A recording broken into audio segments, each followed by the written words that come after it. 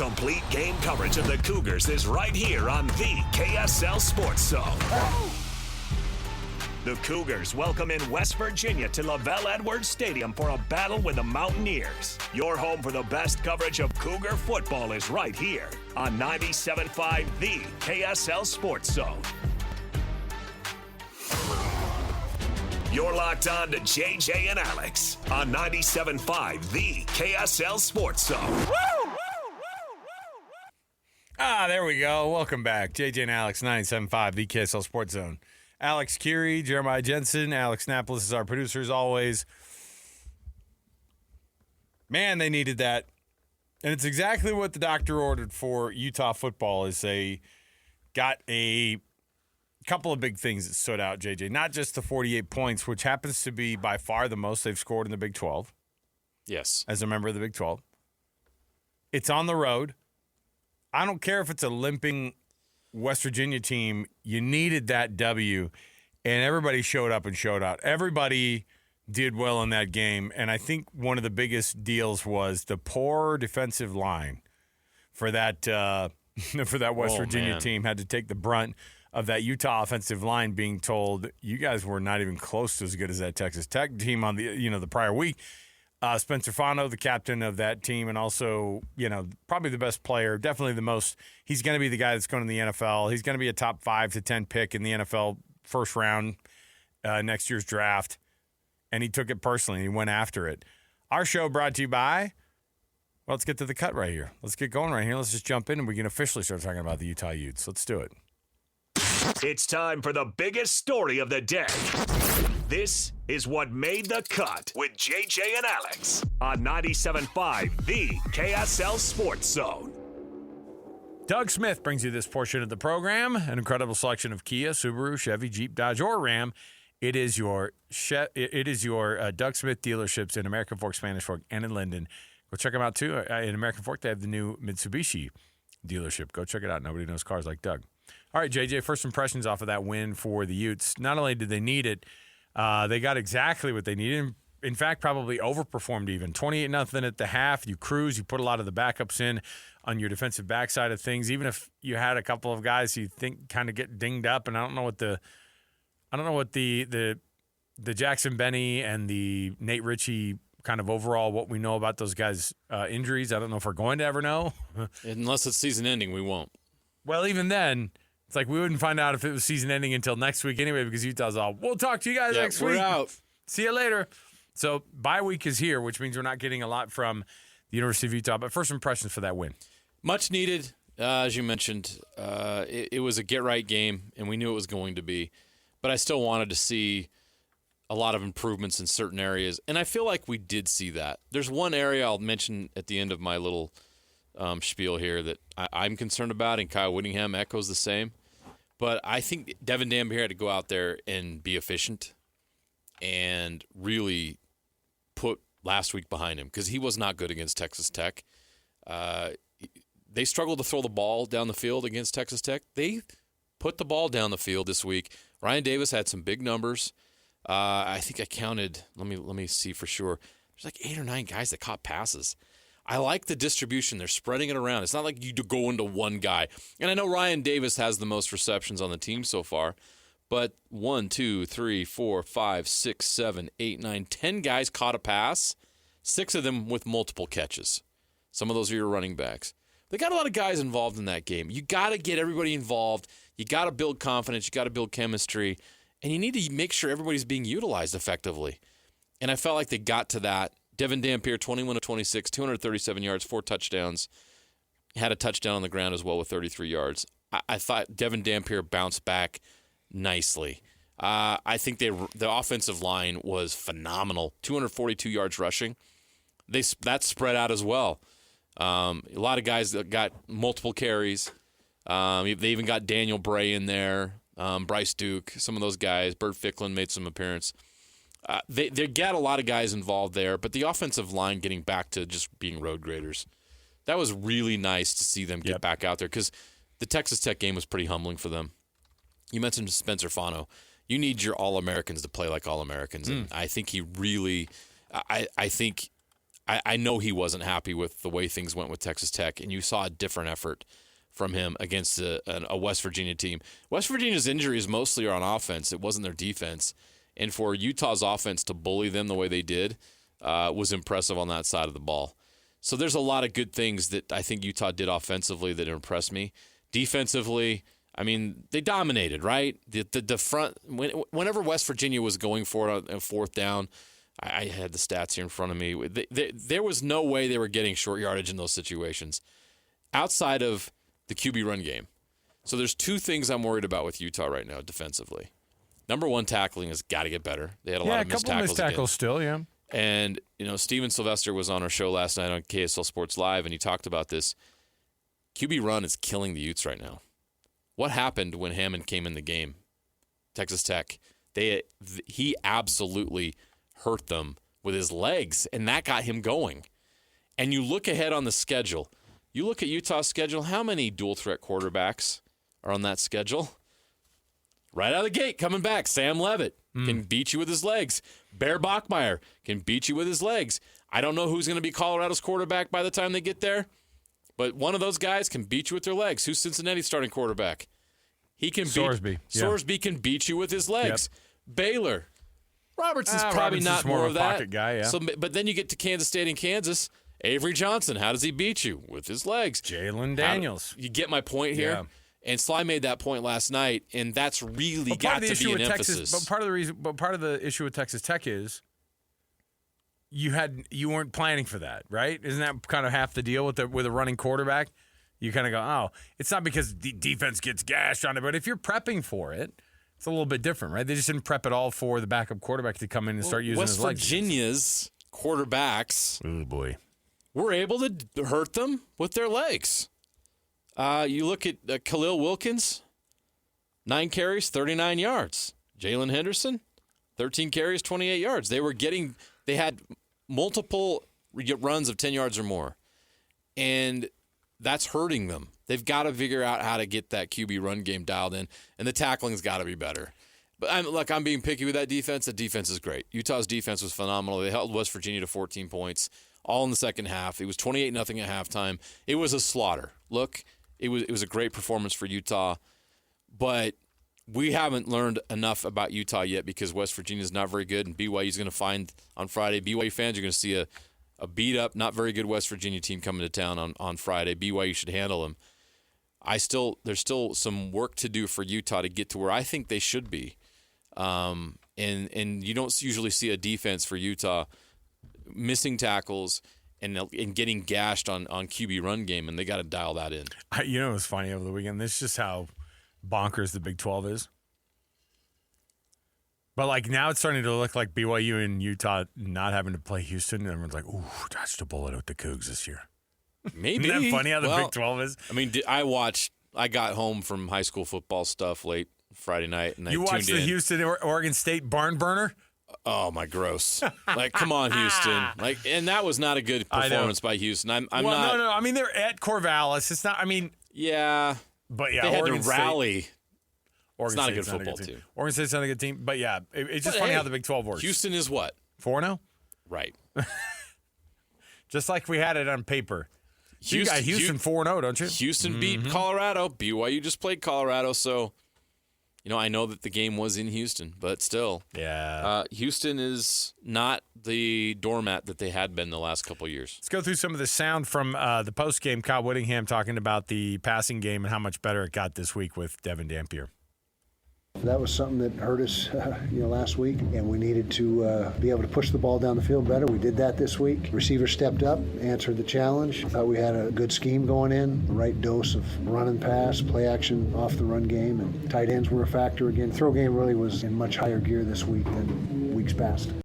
Devon Dampier, 21 for 26, 271 yards, the 4 touchdowns, and then the 1 interception. He's got 11 touchdowns and 1 interception, or 11 touchdowns, 3 interceptions on the season. 73% completion percentage for Devon Dampier. So that's still, good. Good still numbers. looking way better than he did last year in terms of how efficient he's being. And if you want to be a quarterback for Kyle Whittingham, you got to be efficient. Got to get that QBR up. Here's what he said about Dampier, and of course, obviously, the offensive line got a lot better.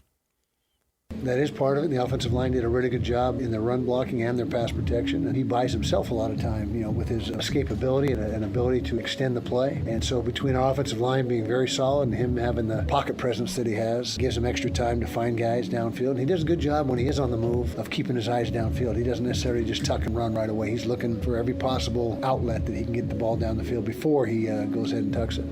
They're asking a lot of them. These are the things we need you to get better at when you come here to Utah. And he just listed them off, and he's doing all of them right now. So at least improved and got them all better. We didn't hear a word about how he's feeling, which is good. That's good news.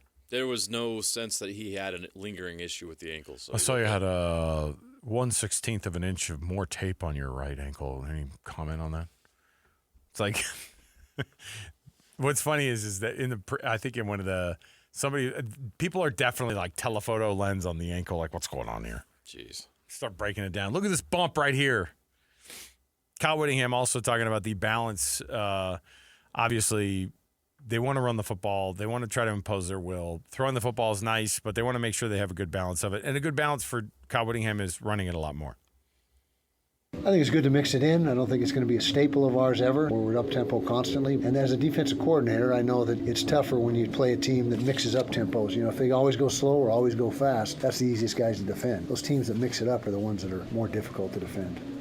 Tackling, obviously, you saw the same thing we did. I think on West Virginia's very first touchdown, big missed tackle in the open field. Grab a guy by the waist, let him go. That's been an issue for this team going all the way back into last year. Here's what he said about the making sure that they finish tackles.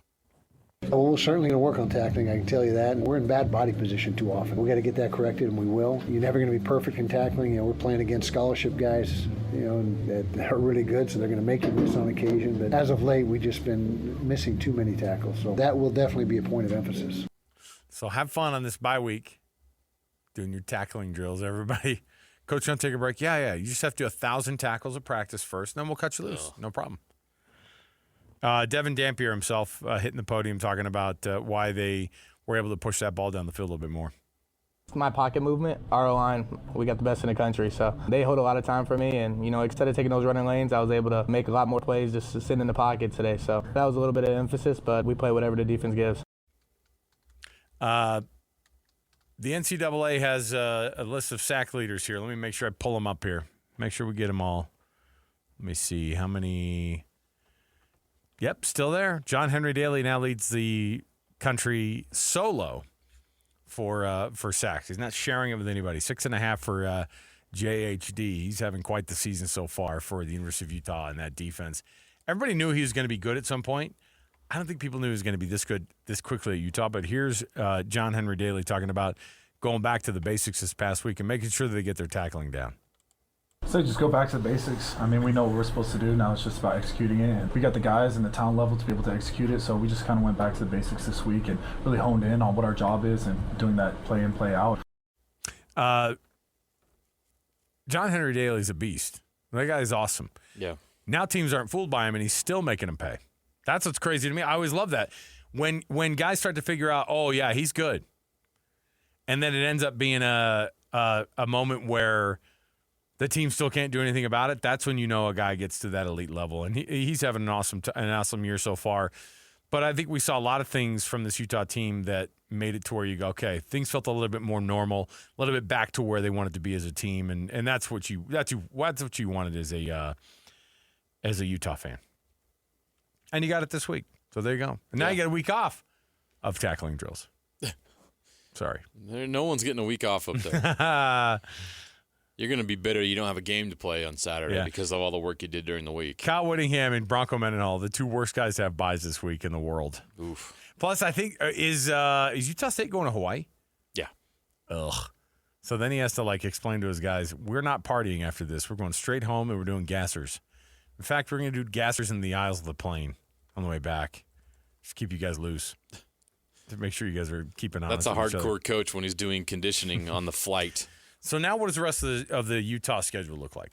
So you've got Utah. Arizona State next. And that's going to be huge because here's the deal. If Utah loses that game. What? If Utah loses that game, they're done as far as Big 12. What do you mean? title aspirations. So they lose to Texas Tech and then they lose to Arizona State. Yeah. But the rest it'll be demoralizing. I guess unless Texas Tech goes undefeated, like 2 losses is kind of where everybody's going to be at some point, right? Yeah, but if you're at 2 losses early and it's 2 Texas Tech and Arizona State, you still have BYU, Colorado. Then all of a sudden you're losing tiebreakers Baylor. to Texas Tech and Arizona State because you lost head-to-head with them. It's a really, really steep climb to try to get back in the race. Really hard. What's the rest of the conference look like right now in terms of wins and losses? Like, are there any? Well, we talk about Texas Tech and Iowa State being at the top. Colorado and West Virginia, by the way, both 0-2. The only 0-2 teams in conference play. Oklahoma State hasn't won yet. UCF hasn't won yet. TCU is 0-1 before they play their first conference game. We think they're going to be conference champions. They lose their very first one. Yeah. And I know it was at Arizona State, but that was just a massive missed opportunity. They were winning that freaking football game. No reason why they should have lost that game. Arizona, Kansas State. 6 teams currently do not have a loss in Big 12 play. Yeah. And 4 of those 6 are undefeated. There are 4 undefeated teams in the conference. Yeah. BYU is among them. Cincinnati, Texas Tech, Texas Tech, Houston, and BYU. Just all the teams you thought were going to be undefeated. And Iowa State. Oh, and Iowa State, sorry, yeah. Top of the conference. Okay. Let me see here. So the rest of Utah's schedule, and I look at it and I go, man, the schedule actually does stack up nice.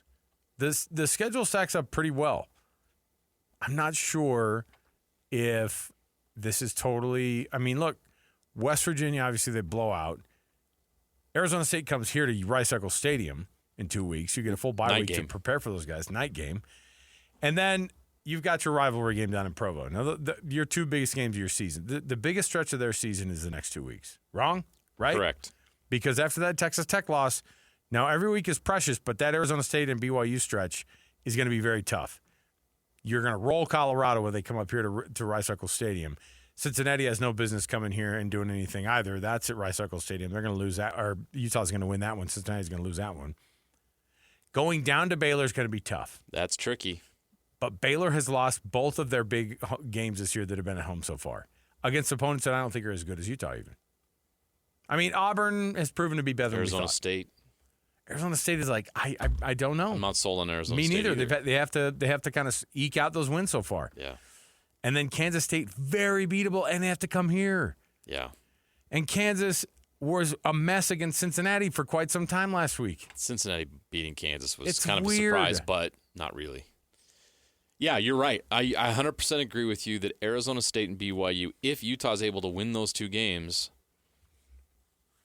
none of their opponents left on the schedule are as good as Arizona State and BYU. And so there is a path for Utah, despite that disappointment against Texas Tech, to get into the Big 12 championship game. But I feel like, and this is crazy, I feel like Utah has to win out. I don't think 2 losses gets them in this year. Huh. Based on what we've seen, I don't think Texas Tech's going to lose a conference game.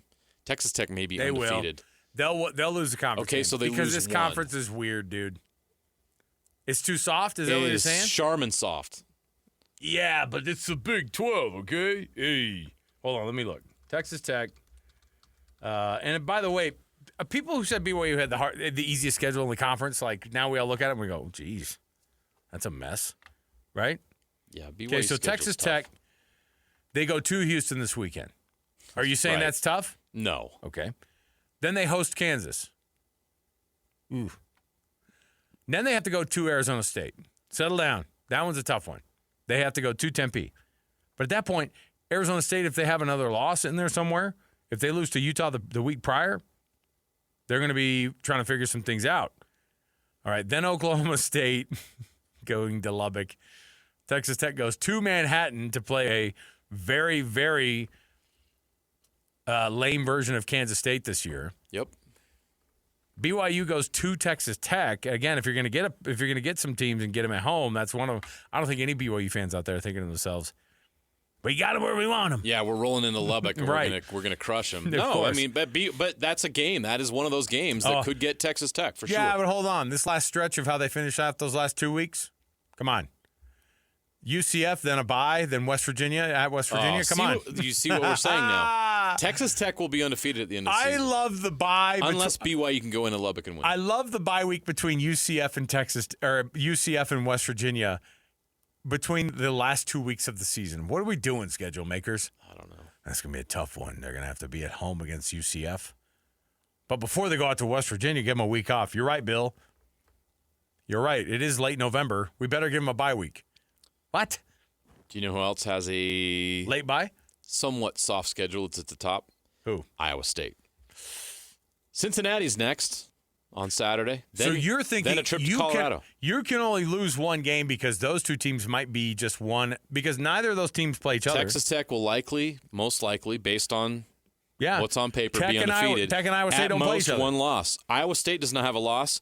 Their remaining schedule: Cincinnati on the road, Colorado on the road, BYU in Ames, Arizona State in Ames. So they get the two toughest opponents left on the schedule in Ames: TCU in Fort Worth on November 8th, Kansas in Ames, and then Oklahoma State. BYU's got such a soft schedule. Looks at schedule, has to go to Texas Tech and to Iowa State. Right. And the rivalry game against Utah. Between and all that. TCU. And TCU right after. Okay, no problem. So if you're looking at schedules and you're wondering what's the margin for error here for Utah, Not much. that's my point. Okay, Utah's got to run the table in Big 12 play in order to have a chance at that. You're not getting in this year with 2 losses. I'm sorry, you're not, because so far Texas Tech has emerged as that team. Who's going to be the team that plays them? Probably only going to have 1 loss. Not as much room for error this year as there was last year. Okay. Not this year. Let's take a break. We'll come back when we return. Guess what we have? Sound from Jazz Media Day. Get yourself into some basketball. We've got to do it. I'm telling you, we've got to get it. We've got to get ourselves on board with what's going on. Some weird stuff going on with the contracts, but such is life in the NBA. What Walker Kessler said about the contract extension situation and why he's a little bit frustrated with how things are going. Plus, what's Ace Bailey going to look like? We've got tons going on around the corner. Stay with us, 97.5 the KSL Sports Zone. Your daily deep dive into everything Utah Jazz. It's time! All season long and even in the off-season. It's Jazz Daily with JJ and Alex on your exclusive home of Utah Jazz basketball. 97.5 the KSL Sports Zone. Hey, it's been a while since we heard from the Tesh brothers. It is that time of year, isn't it? Yeah, you're right. Holy cow. I should count my blessings. My basketball blessings are being counted. You know what? Basketball season's around the corner. That means the Tesh brothers are going to be highly featured on this program the rest of the year. And something that I'm excited about is the NBA is back on NBC, which means the NBA is back on KSL. It means playing the Tesh brothers isn't just ironic anymore. It's on brand. No, we're back, baby. Come on. I will say this. Got a little weird today at Utah Jazz Media Day. By the way, you can nominate the Youth Sports Volunteer Unit for the Hercules Hero of the Week Award. You can nominate that or give that nomination just at KSLSports.com/contest. That's KSLSports.com/contest. Listen, every Thursday afternoon, we read those winners off for you.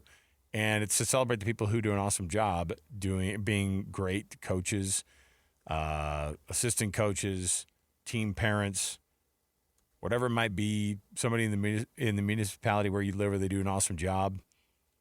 Hercules Hero of the Week, brought to you by Hercules First Federal Credit Union and Beehive Meals. There you go. Walker Kessler was asked about his contract situation, which of course we heard they're not going to make the extension stuff happen right now. He wants it all right now, which you get it from the player's perspective. Oh yeah, of course. You want to get paid immediately. Hey. The most you can get paid immediately, because who knows how long you can play this game, or who knows how long your value is going to be up. And right now, Walker Kessler's value is up, and so when the team doesn't feel like they get right at you with that kind of attention and love, then you feel like you might be a little bit neglected, right? I understand completely why Walker Kessler's frustrated. Don't be mad at him, because if you were in the same situation, you'd feel the same way. How many of you out there work at a job where you exceed all expectations? You do a great job. You're one of the best in whatever you do. And especially when you have overcome some adversity and you've worked at it and you got better, and it's almost time to get paid and get recognized, and your employer says, we love what you're doing. You're definitely part of our future, but we don't feel like we want to invest in you. We're not quite ready to do that. How would that make you feel? Yeah, and that's We're actually not going great. to give you the raise that you think you deserve. It's a great poll. It's a great poll because that's something that people can that's how you have to look at it. That's what's happened to Walker Kessler. Right. Is he thought he was going to get this extension and it was going to get done, and the Jazz have said, "No, we're going to wait." Keep hitting the factory floor. You're doing a great job.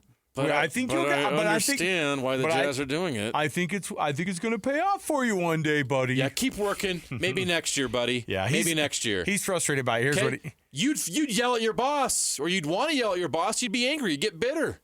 I get it. Here's what he said about that frustration level. And obviously, you still want to go into the season and have a good year. And you are under contract to play really, really good basketball. So here's what he said.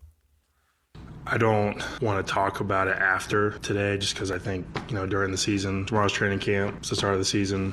I don't want it to be a distractor for me or for my teammates. But that being said, I'm definitely a little frustrated with how, if I don't. Regardless, I love Utah. I love the fan base. I love my teammates. I love the coaches. And as long as I have a Utah Jazz jersey on, I will play winning basketball. Don't talk to me about it after today, but let me say something. I'm pissed. I like it. And you know what? That's the right answer, too. Be like, I'm fine to – look, you guys asked me about it. Yeah, I wish that the commitment was there right now. So this is all I'm going to say about it right now. I think I've been playing my absolute tail off, and I've been overperforming compared to with what I am what people thought of me, right?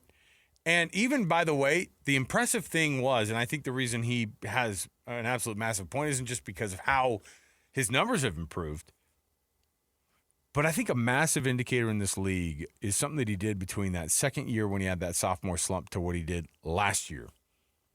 That is huge. That is massive. It might be a bigger deal than just being a pretty consistent guy who's giving you some pretty good numbers. To me, that signals a version of greatness that you're going to be able to get out of this guy, I think, long term. And I think that they're going to end up with him long term. But this is how the NBA business works. The Jazz will benefit by putting off the extension because it gives them more cap flexibility in the offseason next year. And he would go to restricted free agency and eventually probably get paid through restricted free agency. But we've seen how that's working now with the Golden State Warriors. I think it's Jonathan Kuminga's having some issues. Still not in camp and still not with his restricted free agent. That hasn't been worked out there. Yeah. So you do have that worry that maybe it could get that way with that situation being with the Warriors. You don't want to see that with Walker. But the truth is the Jazz financially are making the right decision because it's going to allow them flexibility. It sucks that Walker's not going to get what he wants and deserves because of it. Anytime somebody gets held out extension-wise, you can have the grumpiness. You can also play your tail off and get a lot more money, right? Yep. But that's always the option in this league. We'll get to it later in the show, but in the NFL, Devin Lloyd, former Utah linebacker. Yeah. A lot of people started saying, oh, he's a bust, he's no good. Contract year this year. He didn't get that extension. He didn't earn that extension last year he could have got. He's now playing like one of the best linebackers in the NFL. Yeah. And the Jags are going to have to roll out and pay him. And that's how it works. Go out there and earn it. Keep going. It sucks, but sometimes that's what you have to do. It's the only thing you can do. Next up, Will Hardy, head coach of the Jazz, talking about some of the new people who are in that locker room. And obviously people want to know about Ace Bailey. And here's what he said about the expectations for the rookie. It's funny, my true feelings on him right now, and this would be to him and to our organization, and most importantly to the fans, is like, he doesn't have to prove us right the first day. Like, I don't want him carrying this weight of he takes the floor and it's like, I got to score 27 points or they're all going to think that No, he's 19. And he's a good player and he's really talented. It's our responsibility to make his life micro right now, not macro, and focus on smaller things that will then build into the bigger things that he and we want. So there's lots in there because you want people to know the rookie's good, right? Like you want the fan base to get excited about the guy. That's part of the deal. You have these media days and you go, hey, don't forget, get excited about this team in these areas. What else do you have? What are you pitching to the public here? Yeah. What are the Utah Jazz right now pitching to sports fans in Utah right now? You have to pitch hope. Yeah. And you have to provide hope, and it has to be real and tangible. Ace Bailey looks like it could be that. You can't rush it. You got to let it develop. Yeah. But, man, it was refreshing to see him today. It was refreshing to hear the news this week that he got rid of the agent situation that he had. He can put that behind him and just focus on hoop. This looks like a great young kid who, as he develops into a great young man here in Utah, could become a superstar player. He has that type of skill set. But it's going to take time to develop that, and you hope that he's in the right situation to get the best out of it. So the very first thing that comes to mind with Ace Bailey is he's going to be on the warpath of kind of rebranding himself, I think, for everyone, not just in Utah, but outside of Utah. He was great today. And that's what I'm saying is I think that people are seeing a guy who he's probably gotten some great advice since the fumbling of how things were handled before. You got to have good pros around you, and he does now. I think he does now. And that's how he's going to become a good pro later is just exposing himself to absolute pros the rest of your career. And Will Hardy talked a little bit more about some of these other guys who've had great off seasons, and Kyle Filipowski is one of those guys. Here's what he said about Flip in the big summer league that he had. MVP. I love that for Flip, that he's flying under the radar. It's great. It also shows that he's built enough of a reputation in his short time that it's under the radar because it's kind of expected. And, yeah, Flip, we expected you to have a good summer. Like, no one was blown away that you had a good summer. I think that's a positive for him. It speaks to the reputation that he's built in a short amount of time. And now it's on Flip and all of us to can't rest on that. Like, I'm happy for you that you were MVP of the Summer League. That means nothing. And let's have a great camp. Flip is in the side, and then he's like, oh, he's right behind me, isn't he? No, but MVP in the Summer League is great. He, has his trophy, and he, takes it down. Throw in the trash. It means nothing. See at camp, buddy. But listen, let's be honest. The talent you're playing against in the Summer League versus what you're going to be doing day in and day out, you're going to be asked – Kyle Filipowski over 82 games this season in the regular season is going to be asked to do what, JJ? Play 82 games and crack the rotation and get some minutes. Just crack the rotation. Get some minutes, man. Be the seventh or eighth man off the bench. Be the stretch 4 or 5 that Will Hardy goes to. Put yourself in a position where Will Hardy trusts to put you in games to play 10 to 20 minutes off the bench. Yeah, get your 6.5 points and 4.5 rebounds and a block and a half, 1.5 threes a game, and you're doing your job. And by the way, you'll just continue to get better. And then when you're actually asked to do something a little bit heavier, that's when you're able to go for that 21 points and 9 rebounds and 4 threes. Well, that's not going to be this year. Right. So just get in the rotation. That would be a big next step for Flip. Anything else that kind of jumped off about Media Day, I guess, that we could jump into? I think we'll have a full week of being able to kind of roll some of these things out. Yes. Some of the storylines are going to kind of solidify. And at 5 o'clock, we'll hear from Ryan Smith and Austin Ainge about a lot of different things. But as far as personnel goes, it was interesting that we all just assumed that Kevin Love was going to be bought out.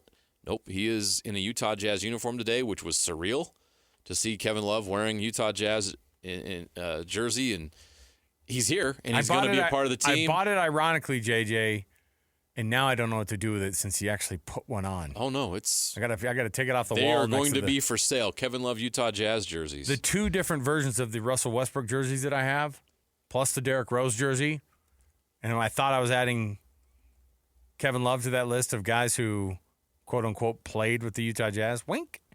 But I think he's just as shocked as we all are that he's still here, right? Kevin Love, mountain basketball. He was wearing the purple. He was wearing the purple today. You've got Kyle Anderson. You've got George Niang. There's some vets on this team, and it's an interesting mix, and I like the mix. Now, I don't know that just because you have vets on the roster doesn't make the young players better. That's a myth. But it's kind of a nice mix, and we'll see how it all works out and if it benefits the franchise long term. But the truth is, you have to fill out a roster of 15 guys. Yeah. And you have a salary floor you got to meet. And so you got to have dudes. You just can't have 15 young guys rookie deals on your roster, and they don't. So it'll be interesting to see how all this meshes together and how it helps the young guys develop, but also maybe I don't know what it means for Kevin Love or George Niang or Kyle Anderson. We'll find out. We'll take a break. We'll come back. We have our picks for this week's folks who it sucks to be currently, plus a piece of sound out of there that you'll get quite a kick out of, I think. I know we did during our pre-show stuff. Really, really good. You're going to want to hear it next. Stay here, 97.5 the KSL Sports Zone. Basking in the sports misfortune of others to help make you feel just a little bit better about yourself. As JJ and Alex present, Yes, we got beat. We got beat badly. It Sucks to Be You. Oh, man, are we doubling up on the Monday Night Football games tonight? Get a twofer tonight. Thank you. My Broncos taking on the Bengals. They beat up Bengals. Yes, they're the West Virginia of the NFL teams. Is this going to be the get-right game for the Broncos? Has to be. Oh, They're boy. 1-2. My brother's college roommate is now the assistant offensive line coach for the Jets. They're in Miami today, and he sent him a picture, and he was like, "Let's hope tonight goes well."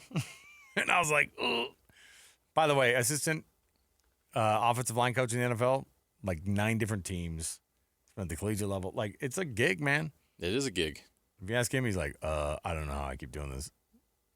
Don't tell anybody. At this point now, I don't know what else I'm going to do with my life. So there you go. Assistant coaching offensive lines. But yeah, the Dolphins, speaking of getting right, what's funny is you look at that Dolphins team and you go, ooh, they're bad. They're going to lose to this Jets team. And the Jets aren't good. They're both 0-3. Hold on a minute. Is what's his name going to be? Who's the quarterback for the Jets? Is Fields back at it at all still? Yeah, he'll be playing. Okay. Wouldn't it be something if Tua gets hurt and Zach Wilson gets to play against the Jets? You know what blew my mind the other day is that Harvey Longy is like, yeah, blah, blah, blah, and my Dolphins. And I was like, wait, didn't you play for 2 of the 4 teams in the AFC East and none of them were the Dolphins? Yeah, but the Dolphins were my team. I'm like, you NFL guys are so weird. It's like so weird. Yeah, we play a bunch of teams. I don't care. I don't care about those teams that paid me money. Give me that teal. Give me that Dolphin. I respect that he stayed loyal to his childhood team. He's playing games. He tackles the guy. He's like, I love you guys, man. Can I get a jersey swap at the end of the game? and for Harvey's sake, to be honest, like the Jets and the Patriots cut him. They cut him, so screw them. Yeah, you know what? Yeah. Dolphins are my favorite team. Speaking of teams, it sucks to be. Although before we do that, because I know we get accused of being super negative, and I will say it's easy to find we them. Do? We do? We have like 5-1 people who it sucks to be versus who the Weekend Warriors. It's like a lot easier for us to find the people it sucks to be. Alex Napolis, our producer, goes, okay, let's get down on paper some people it sucks to be. You and I are like, damn it, it's fan. We just keep rattling them off, and then it's all Weekend Warriors, crickets. They're like, no, some guys had some good weekends. I'm like, yeah, did they though? I want to talk about those weirdos who had bad weekends. All right? By the way, if you're listening to DJ and PK this morning, as they do every Monday, they give out the Rocky Mountain Chevy Dealers Play of the Weekend. They gave it away today. We have it sitting in front of us. I know exactly which one it is. I was able to actually hear it when it happened this morning, and so they give out that Play of the Weekend for them. If you know what it is, you can give us a call, 801-575-ZONE. That's 801-575-ZONE, 801-575-9663. If you're calling number 12 right now and tell us what that play was, you're going to get yourself a gift card from Amazon, courtesy of your Rocky Mountain Chevy Dealers, America's fastest-growing full-line brand. Any clues we want to give the people out there, Annapolis? It involves a local in the NFL. It does. It's a really good point. Really good point. A local in the NFL. There's a lot of them. Could be anybody. There are. Let's get some of this audio out of the way first, because Cam Ward had the quote of the weekend, and frankly, I am going to be sad when they win their first game because he might be happy. Grumpy Cam Ward is my favorite Cam Ward. I mean, if we keeping the buck right now, we ass. So we 0-4. We have this one. We got nothing to lose. We dropped a quarter of our games, and we've yet to do anything. So we have to lock in, especially myself on the offensive line, from the defensive line, from the special teams to all 3 faces. We have to play together. We have not played together this year yet. Did you just call out his guys up front? He did.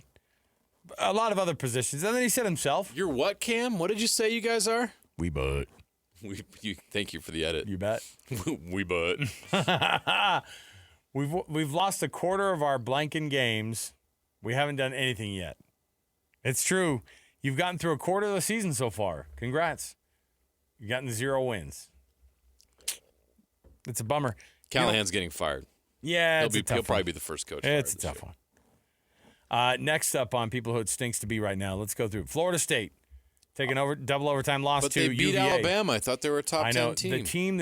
It's the teams that trip you up that you don't think are going to trip you up. Oof. And if you think Florida State had arrived, welcome to college football. Good for Virginia. Nice I win. love it. It was awesome. Not for Florida State. Where'd Florida State tumble, by the way, in the AP poll? I'll pull it up. It's kind of weird because as soon as you lose, I'm kind of like, ooh, It was a big tumble. see if you can get back in. Because they were hot. They were in the single digits already, right? Yeah, they were top 10. That's 8, 7 or 8. I keep clicking on the wrong thing. Yeah. Anyway, the bottom line is they're down. Okay, they went all the way down to 18 from 10. Yeah. No, from 8. They dropped from 8 to 18. From 8. 18 from 8. That's crazy. One farther than LSU, who dropped 9 spots. Well, teams started slotting themselves into the places officially where they're going to be in the Major League Baseball playoffs. One team who looked on the audition sheet to see if they made the lead part were the New York Mets. Went down the list. Nope, didn't get a part as the main characters. Maybe I got an understudy role. Maybe as a wild card or something. Nope. The New York Mets. You choked. They had one of the biggest meltdowns in the history of Major League Baseball. Congratulations to the New York Mets, who now officially, you didn't know if they sucked yet. Now they officially suck. Definitely sucks to be a Mets fan today. TCU. You blew it. You were on the track to get yourself into the Speaking of choking. Big 12 championship game, and it's going to be so dang tight at the end of the year that a loss like that, where you handed it away to ASU at their place, by the way, in front of a lot of people on a Friday night, you blew it. Malik Neighbors. Sucks to be Malik Neighbors, who woke up today with the results of the MRI. It turns out it's an ACL, right? Yeah, he's out for the year. It's a bummer. That's a real bummer for Elite Jackson talent. Dart, too. Oh, yeah. You lose a big-time target. It's a big loss. Speaking of a big loss, it was going to be an even bigger one, but my heavens, they made something out of it yesterday. At one point when I tuned in and I was watching the singles matches and the Riders Cup in the Ryder Cup, and it was 13.5 to 10.5, and I went, holy cow, what if they did it? All they needed was a half a point from Shane Lowry. He sunk that crazy birdie putt and did it. Good for him. He started crying and everything. I was like, man, you know what? The Ryder Cup is cool. Yep. The fans are a little bit wild. So Team USA didn't show up, and that was pretty disappointing. So it stinks to be the Team USA fans who were trash talking the Europeans the whole time and never got to really walk the walk with those it guys. seemed to enhance the play of the Europeans, not hurt it. Yeah, I liked Rory's fire back to the to the crowd. By the way, I think that they Give played it right off of back that. to I them. think they really took to it and used it. And then you know what he did afterward? Made the absolute smart play by going, I live here. This is the greatest country in the world. Yeah. My daughter is American. My wife is American. Yep. I live here. I've been living here forever. There's no other place where you can have the type of success that I'm having here. There's no other place where you can live the type of life that people do. It's a land of opportunity. I love this place. Yeah, but when you're playing in the Ryder Cup for Team Europe, blank you. Yeah, that's right. It's all business. I left it. He left it on the links. I liked it. Penn State, by the way, sucks to be them. They're at home. They lose. During the post-game press conference, did you see that they didn't shut the door or whatever it was, and all the celebration noise from Oregon was coming in through the door? Jeez. And James Franklin was like, "Is this seriously the setup that we have right now for this week?" And it was just like, it was awkward as hell, and I loved it. Penn I State loved it. can't win the big ones. Sucks to be Arkansas. You're going backward. When I say backward, just not in the wins and losses category. You're hiring as the interim head coach, one of the biggest embarrassments of a head coach you've ever had not Rick Pitino. How is Bobby Petrino still have a job? Still has a job. Shameful. All I can picture him is with the neck brace on. That's the only way I can picture him. He should. And go back and read that history if you don't have time to do it right now. He's not a good person, and he's probably going to get that job again. And it doesn't matter. If you're winning, no one cares. They move right on. Sucks to be Georgia. You're at home. Kalen DeBoer was supposed to be terrible. He was supposed to get bought out by that billionaire woman if she was going to win the Powerball. No can do. Georgia, out of the current college football top 4 in the AP poll. And, man, nice performance by the folks at Alabama. Sucks to be Lamar Jackson and the Ravens, who are now 1-3, and Lamar Jackson has issues with his hamstring. I don't know how long that's going to last. But then finally, the biggest person who it sucks to be, or people it sucks to be this week, LSU. They didn't just take a loss. They took a loss, and Whit Weeks, who's the middle linebacker, barfed in his own hands during the game, and his girlfriend, I don't know, did he win her affections? Did they break up after the game? Well, now that he lost, maybe she will let him go. But, of course, his potential future father-in-law is the head coach at Ole Miss. Fun. There you go. So LSU I don't know how loses. serious they are about their dating. Maybe I'm jumping to conclusions there. It's a jump to conclusions, Matt. It's different conclusions on a mat that you jump to. All right, we'll take a break. We got more around the corner. We have sound from we got that in. Sound from Jazz Media Day. We're gonna have Ryan Smith, the owner, Danny Ainge, and of course get some thoughts on some of these guys who are returning, some of the new guys who you're gonna see, and some of the old faces who are returning as well. Stay with us, 97.5 the KSL Sports Zone.